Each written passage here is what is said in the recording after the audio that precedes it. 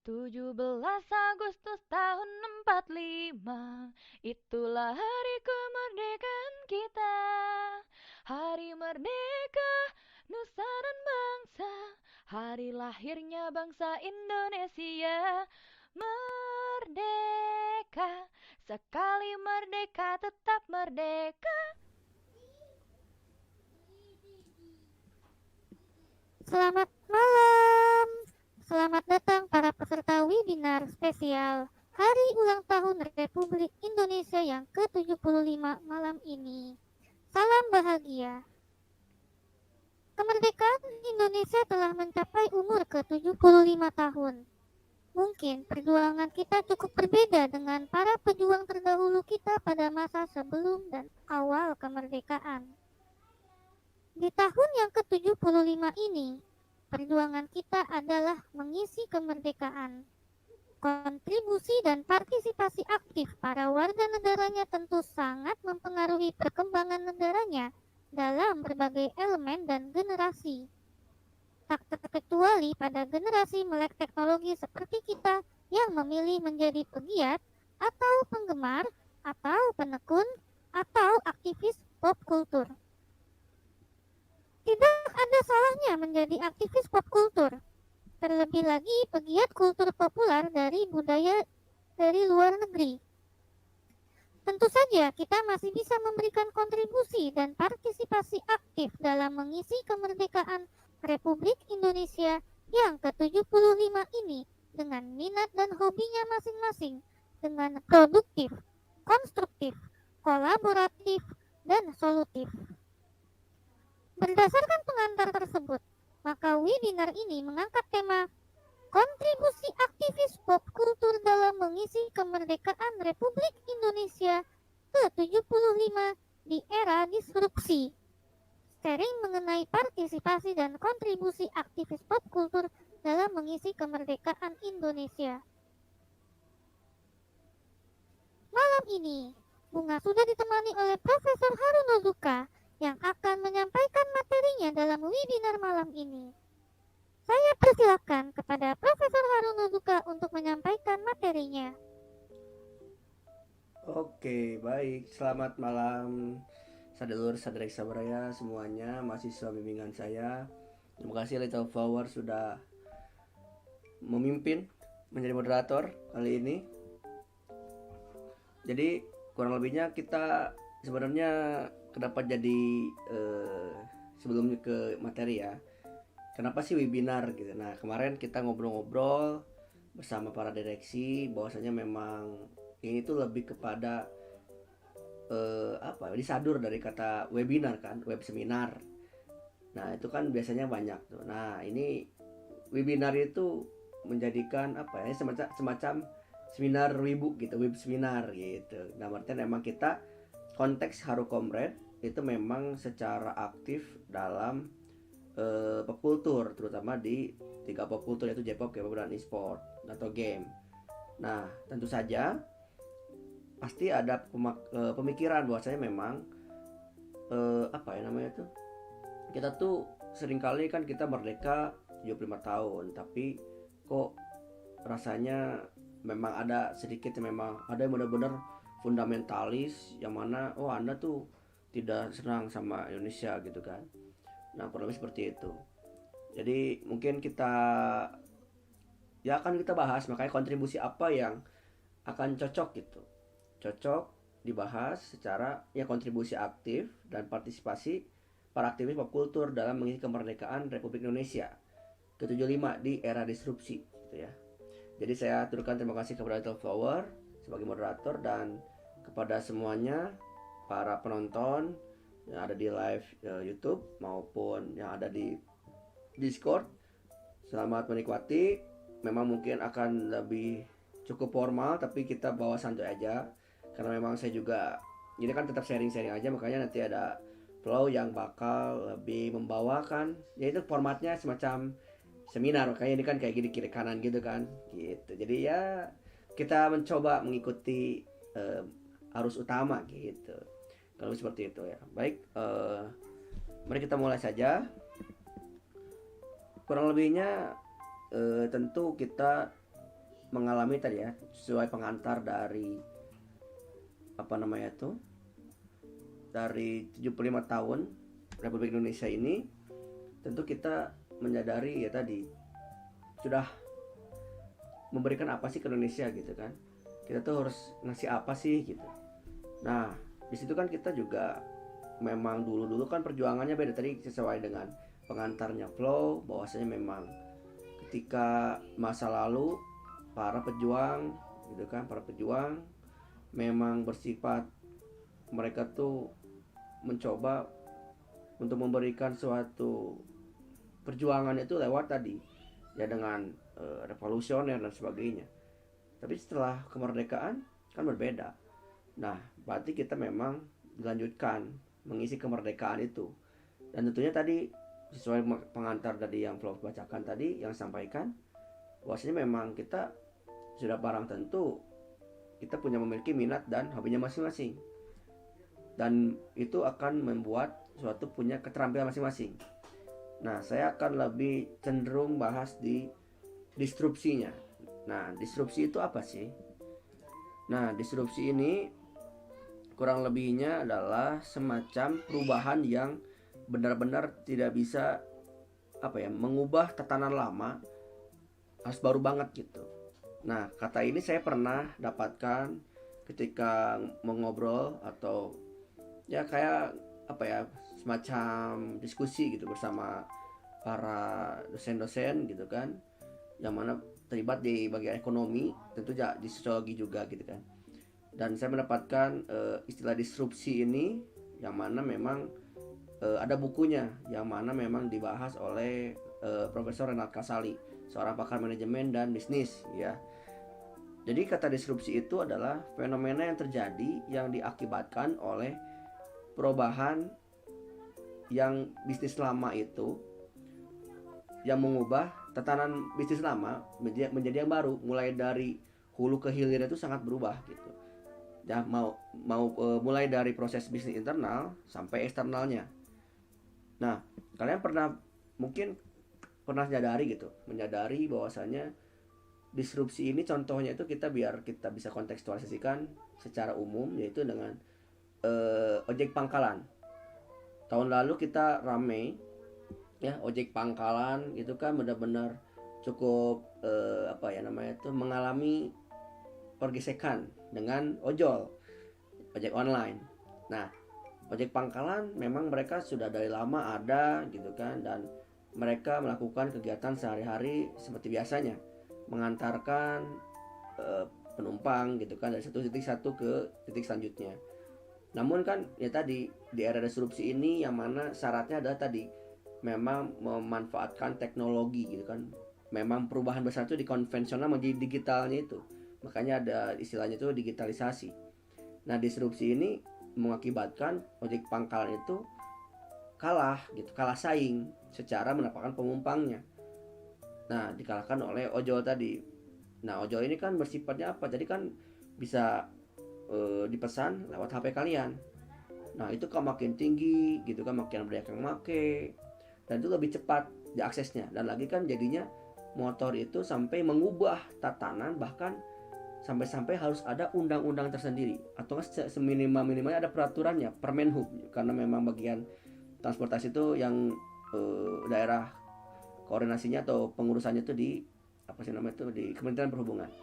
Jadi kurang lebihnya itu kan butuh peraturan tersendiri, sampai harus ada kesepakatan baru dan sebagainya. Itu kan ada disrupsi, benar-benar tergerus ya kan, ojek pangkalan tergerus, yang mana dulu sampai rame dan sampai sekarang pun ojol sekarang banyak. Nah, itu disrupsi benar-benar dipaksa berubah secara cepat, dan trigger utamanya tadi memang lawan teknologi dari ojek pangkalan.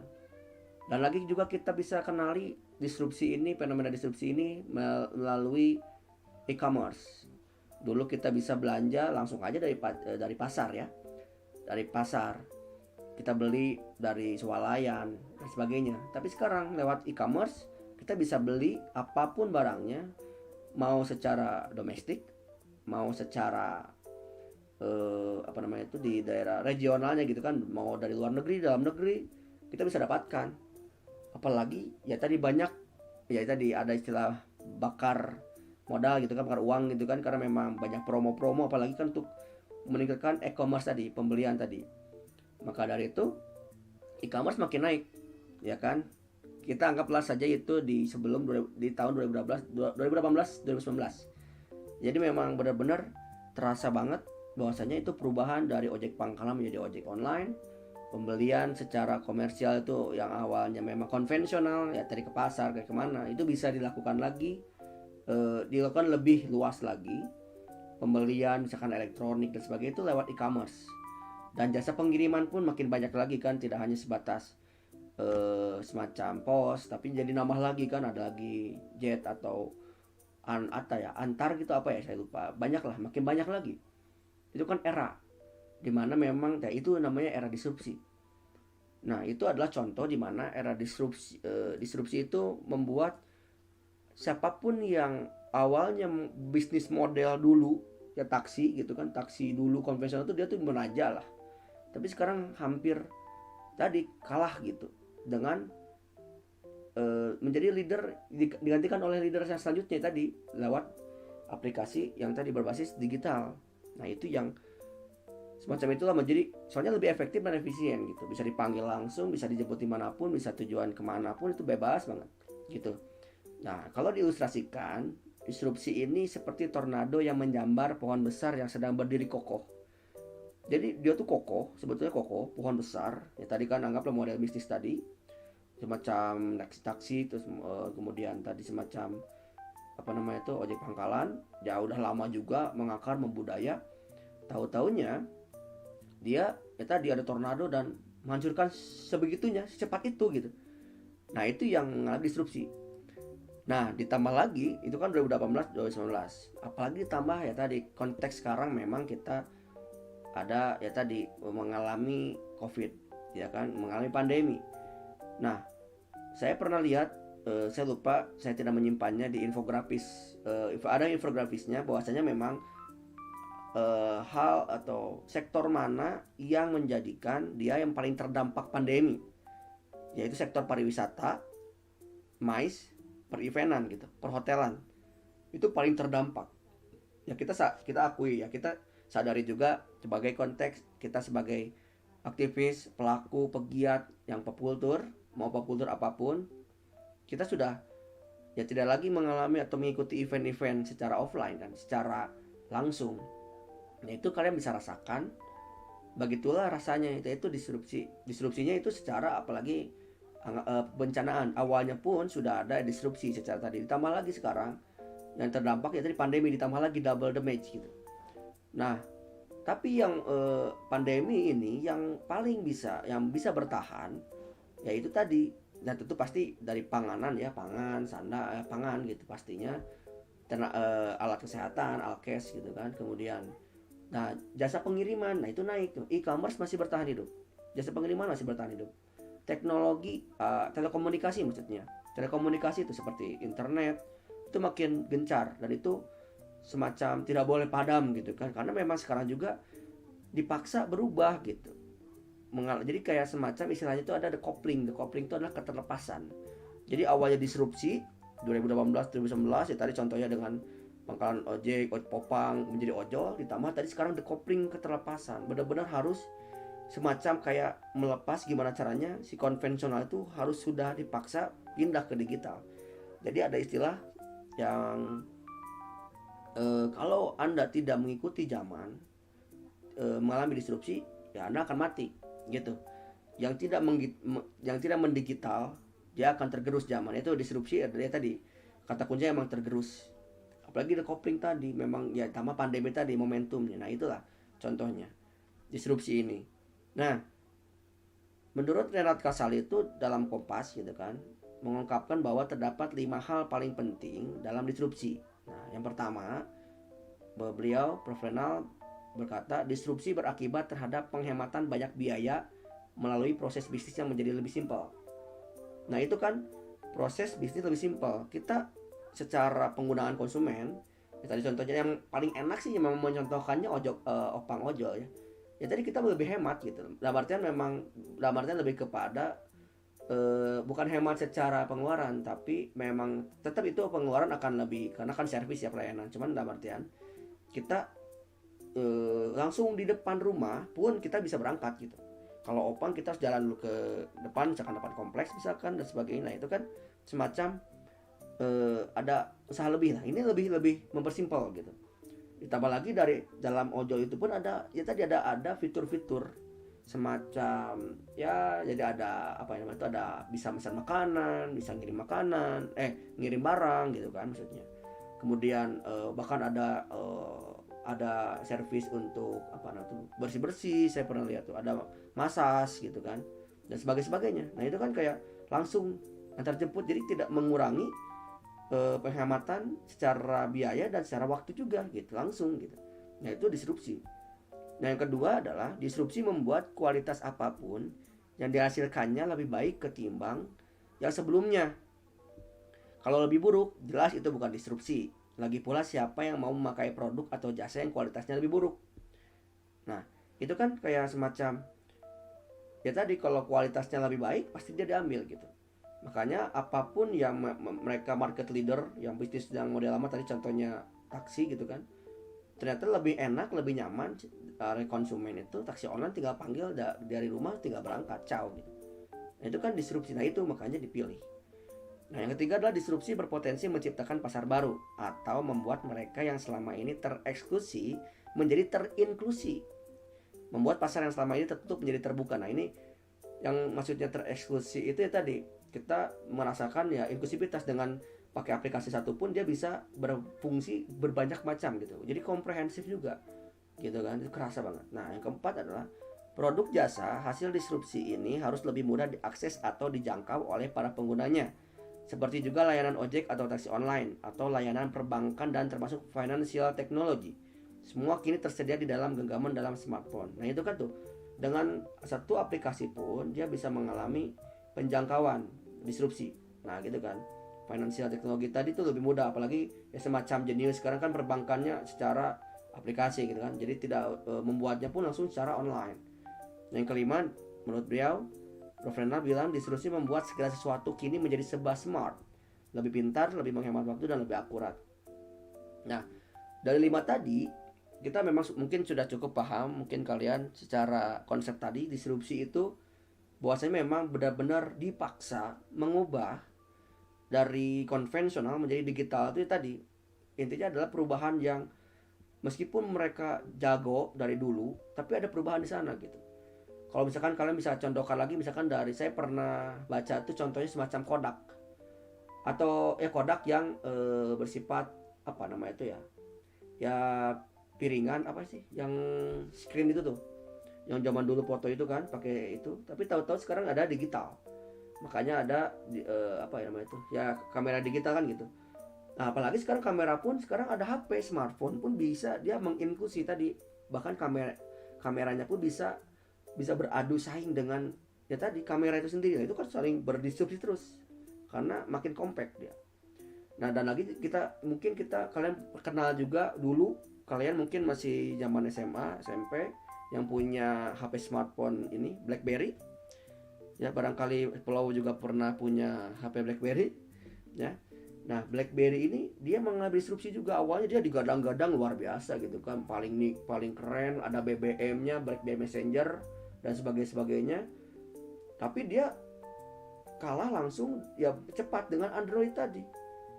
Ya gitu, dengan beda OS-nya, yang mana memang mengalami perubahannya luar biasa gitu. Makanya pindah ya, BlackBerry pun hilang. Nah, Nokia pun yang kita ingat kalian ya, HP kalian yang dulu zaman belum touchscreen itu masih apa ya, poli apa gitu namanya tuh, polifonik gitu namanya itu apa, saya lupa. Gimana? Polifonik benar. Oh ya, polifonik tuh. Itu kan tahu-tahu langsung pindah ke smartphone. Oh, itu kan benar-benar perubahan disrupsi yang awal itu juga udah canggih, sekarang makin canggih. Nah, itu kan contoh di mana kalian juga apa namanya tuh, BB itu seperti itu. BB, Nokia itu mengalami disrupsi. Nah, mungkin kalian sudah cukup paham nih dalam konsep dari disrupsi tadi, bahwasanya memang perubahan yang sangat cepat, apalagi sekarang konteks pandemi yang selama ini sekarang sering kali saya sama sama Flow, sama Lala, sama Aruto dan kawan-kawan materi di diskursus Japanophilia, kita selalu bahas tentang perubahan gitu. Nah, dan emang seringnya ke VTuber. Nah, VTuber itu, nah kita mungkin mulai masuk ya ke bagian tadi kontribusi aktivis pop kulturnya. Nah, pop kultur ini kita persempit dulu. Pop kultur bisa semuanya, apapun yang populer. Ya, yang populer, yang now gitu kan. Yang memang bukan tradisional, yang now. Nah, kalian tuh apapun pop kultur tadi kan kalian bisa apapun. Nah, dalam konteks itu kita persempit karena memang Haru Comrade anggaplah spesialisasinya di bagian J-pop, K-pop dan gamingnya. Nah, di 3 tadi sebagai aktivis ya kita ingat lagi bahwa tadi yang paling terdampak adalah sektor pariwisata.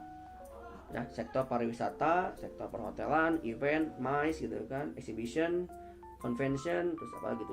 Ada MICE itu ada 4 itu. Nah, itu kan kita benar-benar merasa perubahannya luar biasa tuh. Tidak ada apalagi tadi disrupsinya tuh kalau tidak digital ya mati tadi. Maka dari itu kita kontekskan. Ketika kita konteks sebagai aktivis pop kultur, nah saya memang sebagai basicnya memang di pop kultur di Jepangan. Nah, memang mungkin kita bersinggungan dengan secara sosiologisnya kita langsung atau ya sosio-antropologisnya kayak kita lebih senang sama etnis budaya lain di luar. Tapi ya itu nanti mungkin kita akan lebih bahas lagi mendalam. Kenapa sih sampai kita lebih suka itu daripada yang di sini, itu juga sebetulnya bisa dibahas. Tapi kita konteksnya dalam artian gini. Ya, kalian bisa berkontribusi atas meskipun kalian sebagai hobinya pop kultur. Secara pop kulturnya bukan ya anggaplah Indonesia gitu kan. Tapi ya yang lain gitu ya kita tetap bisa berkontribusi. Nah, kita kan nanti kita bahas di sana akhirnya. Nah, sekarang lebih kepada kita di era disrupsi ini gimana sih untuk anggaplah dalam kita sebagai hobi tadi, peminat, penggiat, penekun, aktivis gitu kan. Yang memang saya pernah buat suatu statement bahwasanya memang wibu itu, istilah wibu itu emang udah terlahir jelek, terlahir buruk, karena memang terlahir memang untuk mengejek orang yang mana memang terlalu suka sama budaya Jepang. Dan memang awalnya dari kata Japanese, want to be a Japanese tadi, yang mana bisa jadi diartikan yang lain dengan white Japanese, karena orang-orang Eropa dulu itu di 2000 berapa lupa, di 2002 gitu, 2004 di 4chan itu dia bilang ya tadi orang-orang Eropa lagi senang Jepang banget ya gara-gara anime tadi, anime dan manga dan sebagainya. Jadi benar-benar ingin jadi orang Jepang gitu-gitu. Makanya saya dan itu bisa ditafsirkan bahasanya Japanophilia. Makanya judul diskursus kemarin namanya Japanophilia ya tadi kan, Japan and Philia, cinta terhadap Jepang atau wibu ini. Makanya lebih kepada orang-orang yang luar Jepang, orang yang suka Jepang, tidak tinggal di Jepang, mengaku ingin menjadi orang Jepang padahal bukan orang Jepang gitu. Nah, itu benar-benar pengen Jepang banget gitu. Nah, itu kan itu emang terlahir emang ya kita akui emang jelek. Makanya saya ingin mengubah, makanya kadang saya nyebutnya aktivis di Jepangan, aktivis K-popper itu kan, aktivis game. Karena aktivis itu sebagai pelaku, penggemar gitu kan. Makanya ada entusias. Nah, termasuk juga konteks sekarang di subkulturnya atau subsektornya di VTuber. Subsektor VTuber. Nah, di era disrupsi ini kalian sadari bahwasanya memang pastinya ada mengalami perubahan yang luar biasa. Yang paling kena itu memang benar-benar di sektor aktivis pop kultur ini tuh ya memang gara-gara pandemi itu, yang mana memang kan bersifatnya memang event, pertemuan offline dan online pun ya hanya sebatas mungkin komunikasi biasa, tidak terlalu optimal atau bahkan maksimal banget kayak sekarang. Tapi setidaknya memang mereka ini tuh kayak masih biasa aja. Nah, tapi jadi online itu cuman menjadi temen, punya ya saling share foto-foto atau apa gitu kan, sharing status dan sebagainya, tapi ketemunya ya offline. Jadi online hanya sebatas pertemuan. Nah, sekarang kan di perubahannya luar biasa, benar-benar kayak dipaksa. Memang ini dari bencana tadi mencoba terpaksa untuk mengubah dari konvensional menjadi digital. Maka dari itu beberapa kegiatan yang bersifat offline, yang bersifat berkegiatan tidak digital itu akan tergerus. Maka dari itu yang paling mereka kalau di sektor Jepangan itu dia yang paling bertahan tadi VTuber.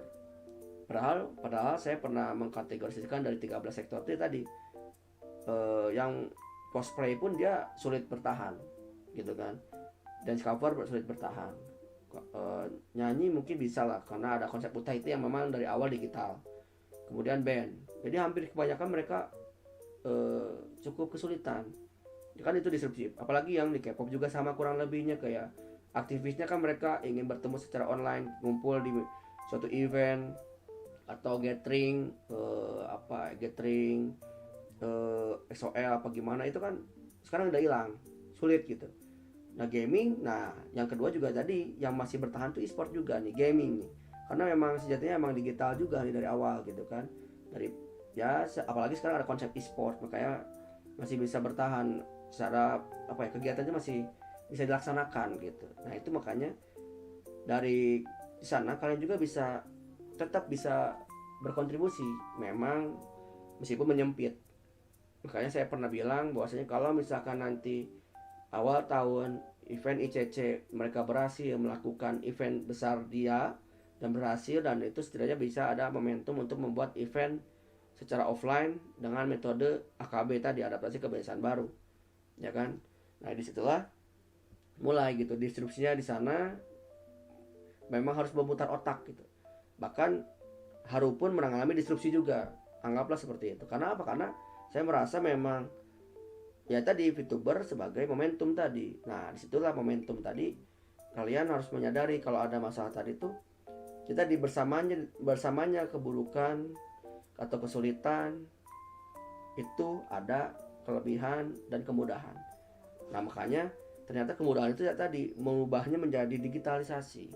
Nah kalian harus sadari di situ semua bahwasanya memang itulah yang membuat kalian bisa bertahan hidup dengan syarat tadi mendigital. Nah dalam konteks aktivis pop kultur berkontribusi dalam mengisi kemerdekaan ini, dalam konteks tahun ini dan mungkin kedepannya, kalian tetap bisa melakukannya, namun tetap bernafaskan asas-asas bangsa Indonesia, budayanya seperti apa, yang mana budaya gotong royongnya, duduluran gitu kan, paguyubannya gitu kan, yang mana memang sama-sama bareng-bareng. Nah itu tuh nggak hilang gitu. Nah itu tuh sebetulnya memang yang penting nafasnya, yang penting suasananya itu berhasil gitu, yang memang Indonesia banget. Nah itu memang asas gotong royong gitu. Makanya semacam Haru Comrade pun meskipun dia pop kultur yang memang bukan Indonesia banget, tapi kita juga mencoba menyesuaikan tadi karena berkontribusi juga lewat aktivisnya pop kultur itu sendiri gitu. Nah apalagi kalau memang sudah bisa ya kita harus akui misalkan emang kita ada kelemahan secara pemasaran budaya, karena memang yang lebih cukup keras itu kurang lebihnya kayak itu semacam Lala pernah cukup keras nih berkata bahwasanya memang ya Indonesia juga nggak saya melihatnya tidak ada untuk semacam budaya yang memang menjadi culture war gitu, karena memang tidak didukung gitu. Bahkan kalaupun itu budaya secara budaya yang tradisional pun, yang sudah lama pun kadang suka tidak terdukung optimal gitu. Atau ditambah lagi yang ekonomi kreatif itu kan baru-baru diakui kemarin, makanya ada badan Bekraf dan sekarang menjadi Kemen Parekraf, itu kan baru saat ini. Nah itu yang menjadikan ya si pop kultur kan lebih kepada emang ekonomi kreatif. Nah ekonomi kreatif ini yang biasanya lahir dari si aktivis pop kultur tadi, dari semacam desainnya, kemudian dari animatornya, kemudian dari tadi nyanyinya, seni gambarnya, kemudian apalagi tuh light novelnya gitu kan, penulis, autor tuh banyak banget. Dan memang itu tuh masih bisa, meskipun memang dasar-dasarnya memang kalian karena kan terpengaruh sosialisasi, kalian memang dikenalkannya secara pop kultur di Jepangan, K-pop atau gaming yang mana atau yang lainnya, ya itulah kalian dikenalkan karena memang gen kalian atau gen Z atau gen X seperti kami ini, kita semua ya jadinya seperti itu, berbeda. Kalau sama zaman baby boomer atau gen X tadi Gen Y ya, sorry. Jadi Gen X, Gen itu kan beda lagi generasinya, mana memang mereka mencoba menambah itu populasi, kemudian juga bersifatnya cukup keras itu karena memang militerisasi tadi dan sebagainya. Itu makanya Indonesia memang kalau secara tadi penyampaian kebudayaannya itu harus diakui juga ada kurang. Makanya bukti kenapa kurang ya tadi, kita pun ya K-pop, J-pop di sini kuat, budaya gaming juga di sini kuat, padahal itu kan dari luar. Nah berarti itu membuktikan bahwasanya memang tidak menjadikan dukungan yang luar biasa. Nah yang pernah saya ngobrol bersama CBO saya, Chief Brand, yaitu Bang Jack, bahwasanya memang ya, bersama juga Lala, karena kemarin pernah kita di Basecamp kita ngobrol cukup panjang tentang ya memang Korea itu menyimpan budaya itu untuk disebarkan gitu. Jadi itu emang benar-benar negara itu memfasilitasi, benar-benar disebarkan dan sebagainya. Itu benar-benar itu kan apresiasinya di sana, makanya mereka melejit bahkan sampai mendunia. Itu bukti bahwasanya memang semacam kayak BTS mendunia, SM se-Asia dan sebagainya, itu karena memang seperti itu. Memang dari Jepang sejatinya memang Lala juga bilang kemarin bahwasanya memang mereka lebih ke tetap region lock selalu. Dia sering region lock terus kan. Makanya mereka begitu. Nah Indonesia, nah ini nggak tahu nih, makanya ya kalau secara lembaga ya barangkali anggaplah apakah ada Indonesian Foundation semacam ya kayak JF kan ada Japan Foundation. Kalau Korea ada KCC, Korean Culture Center gitu kan.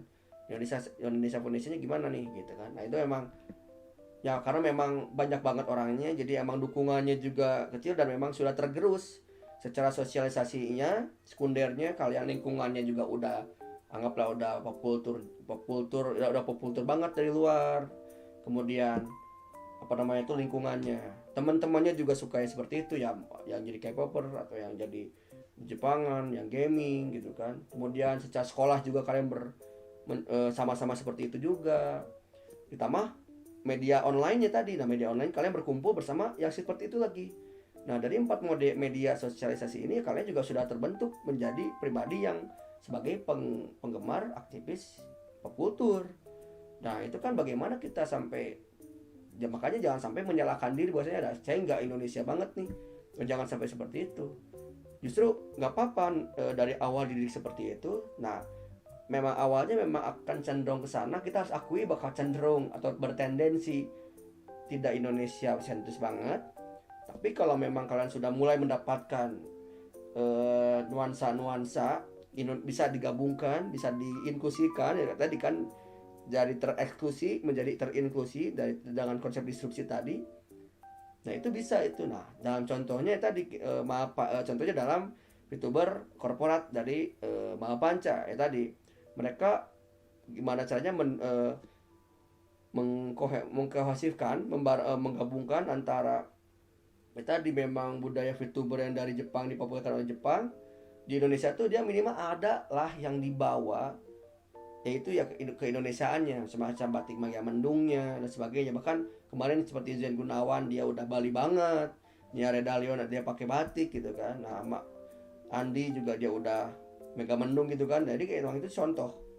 Nah itu makanya kemarin bahkan Kang Mus bilang gitu, apakah dia bisa akulturasi Indonesia dengan Jepang sebagainya. Itu selama ini kita berakulturasi terus, dan bahkan bisa jadi asimilasi karena kadang udah menggabungkan tahu-tahu hilang juga kadang gitu kan. Nah itu juga kemarin Kang Mus dia bikin thread gitu kan, mention saya, dan bagus emang itu ya itu. Dan itu apakah kita harus disalahkan? Ya tidak, kalian sudah tidak bisa, ya kapan lagi gitu untuk seperti itu. Kayak kalian tuh ya terima saja bahwa memang kalian sebagai aktivis pop kultur tidak selalu salah. Nah, makanya kita harus mencoba untuk karena benar salah itu kan masing-masing kita. Saya sering sampaikan benar salah itu kan masing-masing kita. Karena kalau misalkan kita membenturkan kebenaran masing-masing ya akhirnya konflik yang memang gak akan beres-beres. Karena memang pagereng-kereng, tapi baikkah untuk disampaikan gitu kan, agar akhirnya menjadi indah. Nah disitulah kita dalam konteks sekarang, dalam konteks decoupling gara-gara tadi pandemi, yang mana saya selalu bilang bahwasanya emang momentum VTuber naik gara-gara Hololive debut di April kemarin dan pandemi bareng itu jadi meningkat karena memang ya tadi pariwisata kena gitu kan, event offline hilang, ya semua juga pandemi, semuanya di rumah, memakai internet, butuh hiburan alternatif, makanya dia mencari di konten, makanya semuanya sampai bahkan artis dan sebagainya kan jadi youtuber dan semuanya itu tuh ya, karena memang apa ya, itu juga cara bertahan hidup juga. Nah, kalian juga kalau sudah mendapatkan hal itu, barangkali kalian juga sudah bisa, itu tinggal dikontekskan gitu, maksudnya emang kalian tetap harus produktif, karena kalau memang tidak menjadikan produktif, ya kalian gak akan pernah bisa, ya kalau misalkan kalah dengan diri sendiri berarti kalian belum bisa mendapatkan apa yang anda impikan di depan gitu. Makanya saya kan sampai membuat suatu, yaitu tidak salahnya untuk berhalusinasi, mimpi besar, bahkan berimpian angan-angan besar, wah gitu kan, tapi ingat gitu, tetap nyatakan halumu tadi itu, makanya emang mimpinya itu gitu harus kuat tadi, dan memang tetap secara rasional kita menggapai itu dengan cara apa. Nah tadi kita memang tentu harus belajar gitu kan. Nah tentunya cara-caranya saya pernah baca itu ya, kalau konteks untuk bagaimana caranya untuk berkontribusi tadi, kalian sih saya sarankan tadi sesuai dengan kemarin saya pernah bikin suatu statement di Twitter, bahwasanya ada 3 poin. Satu poin itu ada tiga poin, 3 subpoin. Satu, memang belajarlah manajemen POAC. Ya, manajemen POAC ini ya tadi planning, organizing, activating, controlling, evaluating. Kalian bisa baca banget di Google banyak tentang manajemen POAC. Yang pasti adalah kalian belajar untuk memanage, memplanning, merencanakan, mengorganiskan, gimana caranya itu, mengactivating itu kayak melakukannya, mengontrol dan bahkan mengevaluasi. Nah itu tuh harus banget kayak gitu. Dan tentunya kalian harus mulai planning apa dari diri sendiri. Nah dari diri sendiri itu apa gitu. Nah misalkan contoh konteksnya saya, skill saya, jadi ada tiga subpoin. Satu, manajemen inquiry, skill, konsep, dan operasional teknis. Nah skill kalian apa? Skill kalian punya apa? Misalkan saya ketemu dengan Yukina Chan, dia dia suka gambar, berarti skillnya di gambar nih. Konsepnya dia apa? Sebagai artis yang digital. Nah teknologinya gimana, personal teknisnya, dia punya alat, dia punya PC dan sebagainya. Itu sudah modal satu, itu udah beres tuh kan gitu. Nah misalkan saya juga konsep saya sebagai saya proklaim pengamat wibu tadi, pengamat di Jepangan gitu kan. Skill saya memang di bagian mungkin teaching mungkin gitu kan, atau observator dan sebagainya. Nah terus operasional teknisnya gimana nih untuk berkarya. Nah berarti ada laptop, ada hal lainnya. Nah itu tuh contoh banget gitu. Nah contoh lagi siapa lagi ya, itu banyak lah gitu ya. Nah itu yang pertama. Yang kedua adalah modal sosial atau keterampilan modal sosial tadi. Ya kalian harus hadapi syarat modal sosial tuh. Yang saya paling kuat tuh ada, yang paling ingat tuh ya memang ada 2, yaitu modal sosial trust and connecting, koneksi gitu ya. Kalau kalian tuh gimana caranya harus bisa dipercaya. Zaman sekarang tuh memang bersifatnya kepercayaan. Kalau kalian tidak bisa, sulit untuk mendapatkan kepercayaan, yaitu kalian tidak akan pernah bisa naik, mendapatkan suatu pekerjaan atau apapun itu. Bahkan berkarya pun kalian, misalkan secara digital artis atau komisi, dan kalau kalian trustnya kurang, kalian sulit untuk berkembang. Ditambah lagi tadi koneksi, makanya ketika ada trust berarti koneksinya bakal manja, ada relasinya. Nah kekuatan tadi modal sosial tadi itu adalah sebagai menghadapi era ini gitu.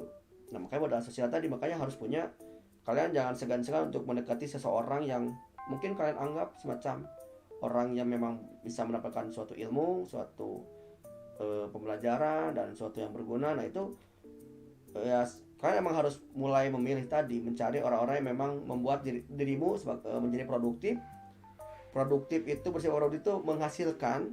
Kalian tuh udah aktif dan ya tadi menghasilkan, punya teman atau lingkungan yang membuat kalian konstruktif atau membangun. Jadi kalau kalian merasa ke lingkungan kalian tidak membangun, bahkan bersifat destruktif atau menghancurkan, segera hindari, cari yang lain.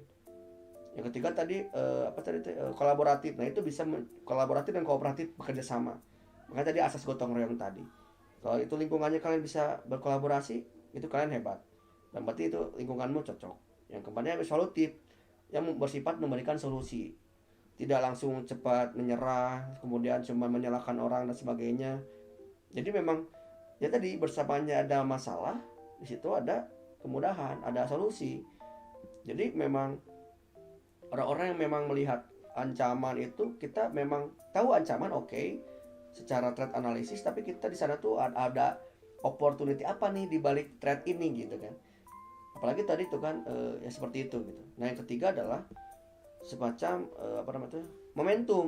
Nah, momentumnya tuh sekarang kalau kalian tidak bergerak sebagai aktivis pop culture yang mana memang ingin berkontribusi minimal untuk dirinya sendiri aja, karena memang setidaknya kalau dirimu sendiri sudah tercukupi, ya negara atau bangsa ini juga memang cukup maju juga, karena memang semuanya juga punya kontribusi yang masing-masing gitu. Nah, itu benar-benar, apalagi tuh momentumnya kalian sekarang, contohnya ya kan, makanya kayak saya sekarang contohnya menjadi VTuber, momentumnya sekarang ya sekarang lakukan gitu. Ditambah lagi tadi kan analisisnya ada era disrupsi tadi, opang ojol, e-commerce, kemudian HP BB tadi, terus decoupling tadi, memang benar-benar sekarang juga digitalisasi. Bahkan sekarang juga kalau kalian merasakan, bagi kalian para mahasiswa dan siswa yang sekolah juga selalu belajar secara online, PJJ, dan merasa kalian nggak siap, ya itu tuh itu terlihat sekali bahwasanya memang selama ini gimana tuh perkembangan kepemimpinan infrastruktur dan sebagainya itu tuh ngaruh banget tuh, kerasa. Nah, itu memang Indonesia dipaksa untuk berubah secepat mungkin. Nah, itulah disrupsi. Bahkan itu dan kalau berhasil itu bakal benar-benar melejit. Makanya ada istilah menyalip di tikungan gitu loh. Makanya momentumnya kalau kalian sebagai aktivis pop culture ya sekarang kalian terus berproduktif. Oke lah, mager, olah ada art block, ada write block, tapi setidaknya ya gitu di manage juga. Jangan nggak selamanya kalian juga mengiyahkan bahwasanya kalian tuh mager terus-terusan gitu. Nah, itu kan PR.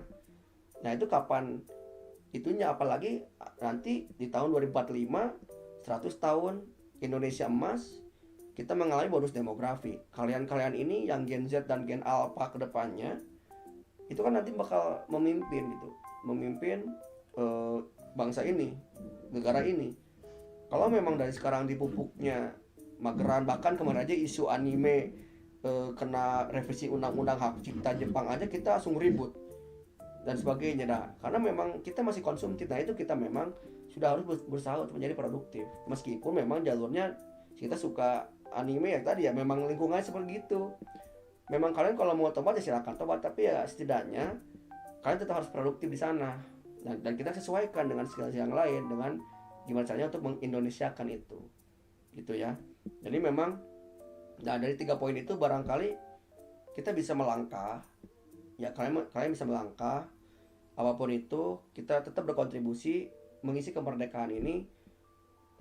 Dan saya sarankan juga untuk bisa ya tadi minimal lebih ke saya sih, karena saya punya prinsip di mana lingkungan itu mempengaruhi sistem. Nah, sistem itu adalah kita. Kalau kalian ya tadi, kalau kalian memiliki lingkungan yang tidak produktif, ya kontraproduktif, destruktif, tadi kan lawannya konstruktif, tidak bisa kolaboratif gitu kan, dan tidak memberikan solutif, ya itu benar-benar kalian harus membuat sendiri itu circle kalian, circle pertemanan kalian, circle kehidupan kalian. Dan memang harus minimal kalau kalian aman di sana, terus kalian juga makin hebat gitu. Belum lagi ada metode lain, semacam ada istilahnya ada ikigai, itu cara pandang hidup. Itu juga kalian juga itu sama kurang lebih ya tadi, nggak self inquiry, kita cari menjadi apa, kita bisa apa, tujuannya apa, dan kita bisa memberikan ke dunia itu apa. Itu juga ada konsep ikigai. Mungkin kita bisa dibahas lebih lanjut lagi konsep ikigai, karena mungkin waktunya juga udah mulai mepet. Terus mungkin ada yang mau bertanyakan, bisa terlalu jauh. Intinya kurang lebihnya ya tadi, era disrupsi ini jangan jadikan sebagai kita itu menyedihkan, kemudian menjadi kontraproduktif, tidak lagi menjadi orang-orang berkarya. Jadi marilah kita mulai saat ini kita tetap melakukan berkegiatan, tapi memang kita tadi adaptasi kebiasaan baru. ya. Di new normalnya itu tadi adaptasi kebiasaan baru yang mana memang kita sudah harus belajar melek, dipaksa, padahal cuci tangan itu biasa aja kan. Tapi sekarang malah jadi kebiasaan dan emang ya itu mungkin ya ditambah lagi ya. Kalau saya bahas sama Lala akan selalu bahas sejarah yang mana memang Indonesia udah kelamaan pakai metode apa namanya itu, pasti namanya itu kebangsawanan, saya lupa istilahnya tuh. Itulah pokoknya mah jadinya tuh kayak harus manut, harus dikerasin dulu baru berubah gitu. Dan tentunya tadi kalau syarat perubahan itu adalah kesadaran. Sadar dulu baru berubah, ngeh dulu baru berubah. Kalau kalian tidak mensadari, sulit sulit sadar bahwasanya sekarang itu malah jadi terpuruk dan sebagainya, berarti kalian belum memiliki kesadaran bahwasanya memang di balik bersamanya kesulitan ada kemudahan itu.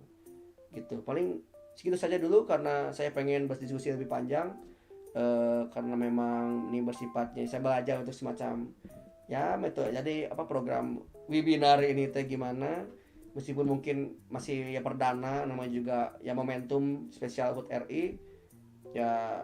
Meskipun memang mungkin tidak terlalu Indonesia sentris banget karena memang saya sudah sadari bahwa saya juga tidak terlalu kuat, tapi setidaknya kita bertahan hidup lah gitu, kita bertahan. Dan kalau kita udah aman kita bisa melanjutkan ya tadi mengisi kemerdekaan di apalagi di 100 tahun Indonesia emas gitu. Mungkin sekian dulu, terima kasih. Monggo Flow dilanjutkan. Terima kasih. Ope wadal Baik, gitu. terima kasih kepada Prof. Harun Ozuka yang telah menyampaikan materinya.